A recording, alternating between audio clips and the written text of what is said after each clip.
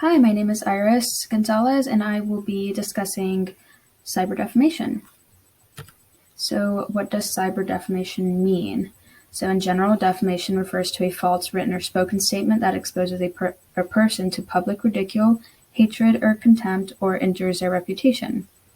And of course, cyber means any action taken through computer networks.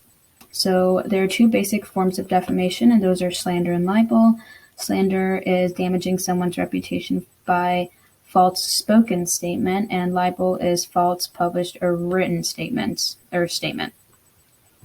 And the basic elements of a defamation action include a statement of fact that was published by showing or saying it to a third party. This statement was false at the time that it was made.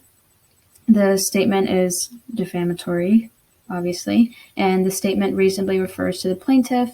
The statement was made with the requisite degree of fault, and the statement caused actual injury.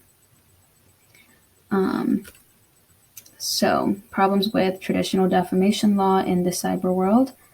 The introductory sentence of the opinion issued in Betzel consists of the following declaration, where it states, "There is no reason inherent in the technological features of cyberspace why First Amendment and defamation law should apply differently in cyberspace than in the brick and mortar world." So Congress apparently disagreed. It was the court's initial attempts at applying traditional defamation law to internet defamation claims that were the impetus behind Congress enacting Section 230, which leads us to Section 230.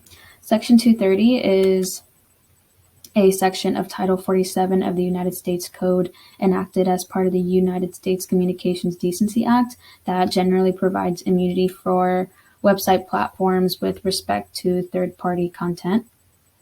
Section 230 creates a federal immunity to any cause of action that would make service providers liable for information originating with a third-party user of the service. And Congress enacted Section 230 to achieve two goals. So first, it wanted to encourage the unfettered and unregulated development of free speech on the internet and to promote the development of e-commerce. So Section 230 was meant to promote freedom of speech, which leads us to our first case, and that is the Rendon v. Bloomberg case. So in this case, the plaintiff, Rendon, his complaints arise from allegedly defamatory statements in an article published by defendants titled "How to Hack an Election." So this article mentions interviews with a man named Andres Sepulveda, who is a convicted hacker and a cyber terrorist, in which he mentions his experience hacking political campaigns across Latin America. And this article states that Sepulveda claimed to have committed cyber attacks on campaigns at the behest of Rendon. So Rendon, of course, denies these claims of him paying Sepulveda to hack the private and public content of political opponents. So then Rendon wrote to defendants Bloomberg and Business Week requesting a retraction. He filed an amendment complaint alleging 3 courts of defamation for 3 publications of the article. So under the Florida law, when the cause of action for defamation is based on oral statements, a retraction letter sent to the publisher is sufficient as pre-suit notice where the plaintiff set out the substance of the spoken words. So although the court sides with the plaintiff, he failed to frame the complaint with sufficient facts that shows he's entitled to relief, which really sucks for him. But if you think this ends well for Rendon, you are wrong, because defendants moved to dismiss the complaint on several grounds. They argue that the court lacks subject matter jurisdiction over Rendon claims, and argue that Rendon failed to satisfy the condition president created by Section 770 of the Florida statutes, and they argue that the complaint fails to state a claim upon which relief can be granted. So the court agrees that Rendon failed to satisfy the condition precedent required by Section 770 of the Florida statute, and that the article is protected by neutral reporting privileges, which sucks for Rendon. But this leads us to our second case, and that is the OAS v. Sod case.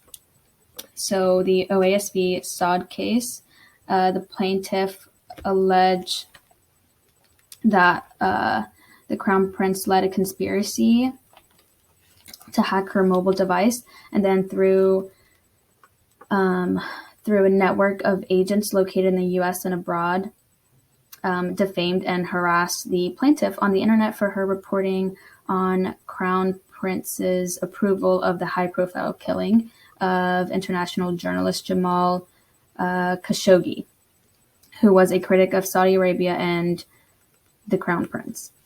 So two hackers hatched a scheme to develop of U.S. agents and other foreign actors on Twitter to publicize propaganda in favor of Crown Prince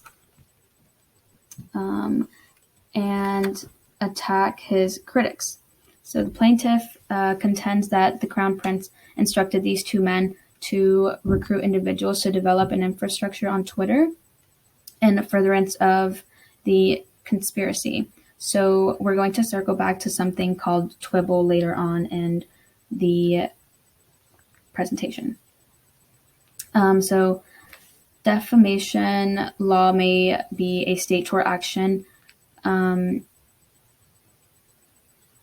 issues with cyber defamation is it is clearly an issue globally, as we have seen, which leads us to the 1996 UK Defamation Act and the European Union Commerce Directive. So in 1996, the same year that Congress passed Section 230 of the CDA, the UK codified the Defamation Act of 1996. So pretty much what this is an act to amend the law of defamation and to amend the law of limits with respect to actions for defamation or malicious falsehood. And 4 years after the 1996 UK Act went into effect, the European Union set forth its legislation directive on electronic commerce. So the European Union's purpose in creating the Electronic Commerce Directive was to remove obstacles to cross-border provisions of online services in the internal market and to provide legal certainty to businesses and citizens. Then in 2013, the UK created a new Defamation Act, which brought attention worldwide to amending laws governing cyber misconduct. So though the US and the UK defamation laws have common base principles, they would weigh differently in each other's countries. In the UK, an individual's reputation interest is valued above freedom of speech, and in the US, free speech is valued more over an individual's reputation. So under the UK law, it's the defendant's responsibility to prove 3 elements of defense, whereas in the States, it's the plaintiff's job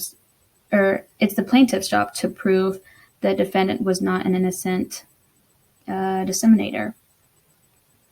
So while we're on the topic of comparing, fun fact, so between 1992 and 2004, only 6 people in the States were convicted of defamation, and only 3 of those convictions were upheld on appeal.